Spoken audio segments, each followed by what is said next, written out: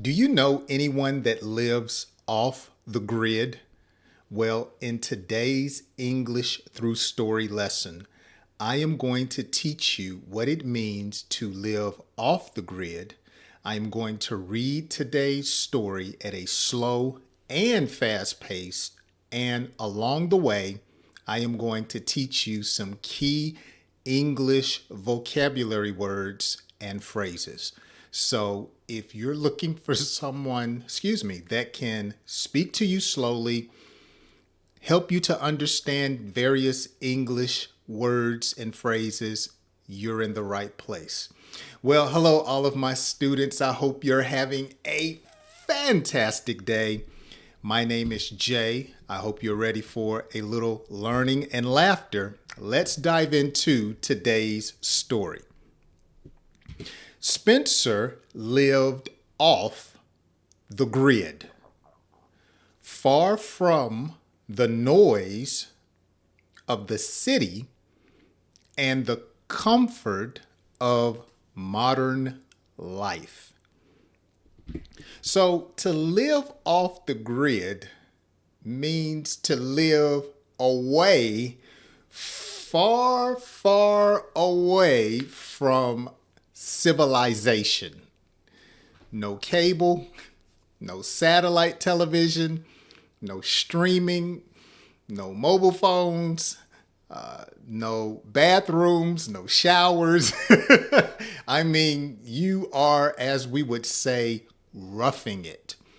Sometimes we describe someone who lives off the grid as living in the boonies or the boondocks. Okay? They don't pay anyone for electricity. They use the sun. They don't pay anyone for water. They use streams, lakes. They don't go to the grocery store.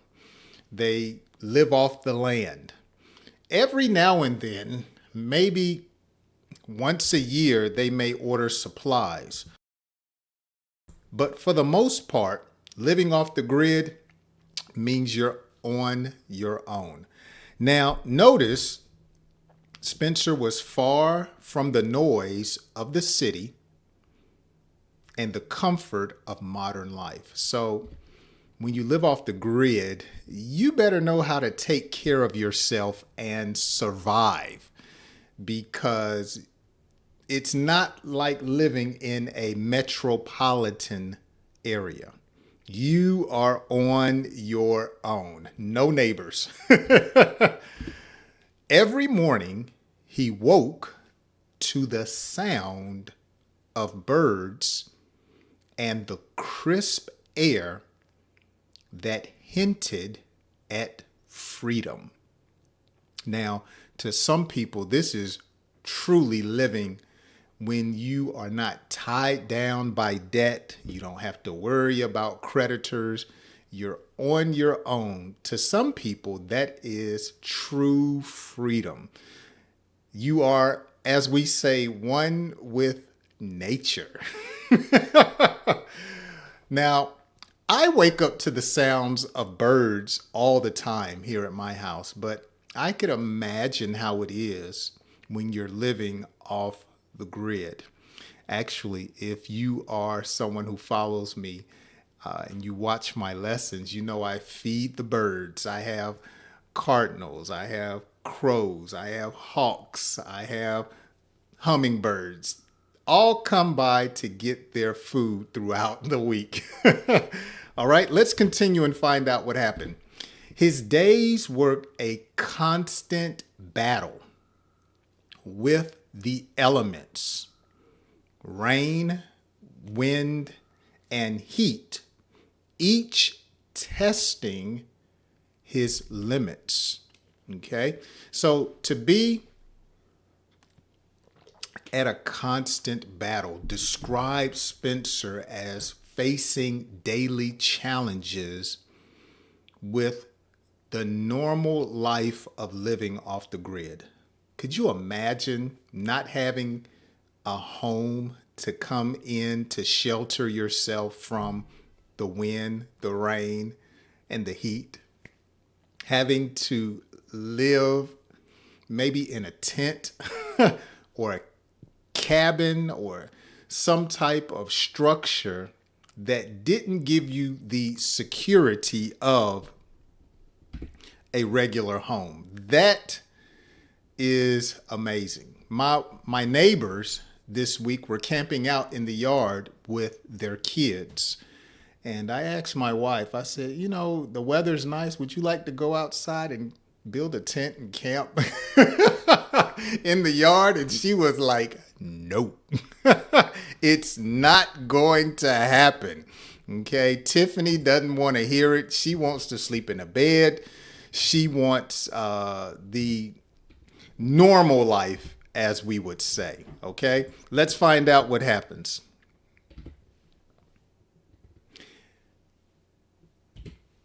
When storms rolled in, he had to improvise, using branches and tarps to keep his shelter dry. Okay, the key word here, improvise. So he had to basically do things without planning. Okay, he did things without thinking about it. He just made a move. That's what it means to improvise. So if a comet were to fall in my backyard right now, I would improvise. I don't have any safety measures. Okay, I would just run. That's me improvising. If a bear jumped up on my porch, I would have to improvise. Maybe start screaming, maybe get my pistol and defend myself. I would improvise. I would do something that I really didn't think about, but I would do it in order to be productive or effective at something. Okay, Spencer definitely had to improvise when you're living off the grid. Food wasn't always easy to find, but he believed in the saying, you reap what you sow. Growing vegetables and catching fish by hand. I told you guys in a recent video that my wife would not let me have a garden because it's too much work. Okay, so living off the land is definitely more difficult than just driving to the store or your local restaurant to get something to eat. Wild animals often wandered near his camp, and Spencer learned to stay vigilant to keep them at bay. So to keep an animal at bay simply means to keep it from getting too close, okay?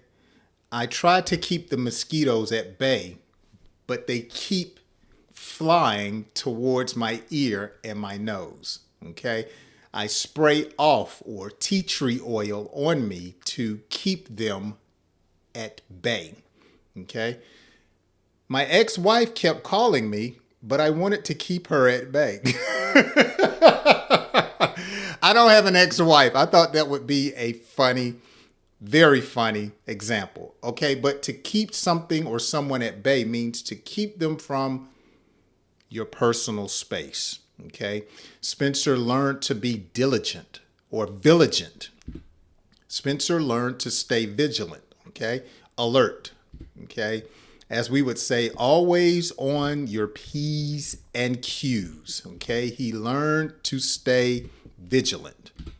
Despite the challenges, he found solace or peace in the quiet nights where the stars painted the sky with calm beauty. Each day taught him resilience, showing that strength wasn't about muscle, but about mindset. That's how life is. Sometimes it's not about what you're able to do when it comes to how much strength you have, but it's often about your mindset and what you're able to bear when it comes to how you think. Do you doubt? Are you apprehensive? Are you positive? Are you negative? So Spencer had optimism. And even though it was tough, he knew that he could be successful. We're almost done with today's story. Living off the land wasn't a walk in the park. A walk in the park is a phrase that we use to describe something being easy or simple. Okay? It's not a walk in the park to fly an airplane. It's not a walk in the park to have a successful marriage. It's not easy. But Spencer had made peace with the wilderness and called it home. Okay? So he became very, very comfortable with living off the grid. So before we conclude, let's read through today's story at a faster pace, and then we'll be done for today. Okay? Are you ready? Let's dive back in as I get these slides together. Okay, here we go. Spencer lived off the grid, far from the noise of the city and the comfort of modern life. Every morning he woke to the sound of birds and the crisp air that hinted at freedom. His days were a constant battle with the elements, rain, wind, and heat, each testing his limits. When storms rolled in, he had to improvise, using branches and tarps to keep his shelter dry. Food wasn't always easy to find, but he believed in the saying, you reap what you sow, growing vegetables and catching fish by hand. Wild animals often wandered near his camp, and Spencer learned to stay vigilant to keep them at bay. Despite the challenges, he found solace in the quiet nights where the stars painted the sky with calm beauty. Each day taught him resilience, showing that strength wasn't about muscle, but about mindset. Living off the land wasn't a walk in the park, but Spencer had made peace with the wilderness and called it home. Excellent job. So before we get out of here, let me give you some verbal comprehension and quiz questions. Okay? So number one, I want you to write these down in the comment section. What does it mean to live off the grid? Off the grid is number one. Number two, what does walk in the park mean? What does walk in the park mean? Number three, what does vigilant mean? What does vigilant mean? And number four, what does it mean to keep something or someone at bay? Okay? So those are 4 questions I want you to complete and answer down in the comments section. Okay? So if you forgot those, I want you to rewind and watch again to learn what those 4 answers are. And let me know down in the comments section as well as where you are watching from. Well, I want you to make sure that you share today's lesson with a friend. If it has helped you, I know it will help them. Also, be sure to visit my website where you can learn how to become a channel member. You can also join my Patreon and get all of my study notes. And you can also stay in contact with me. Okay? With that being said, I hope you have enjoyed today's lesson. And as always, I hope you join me on my next English lesson. I'll see you then.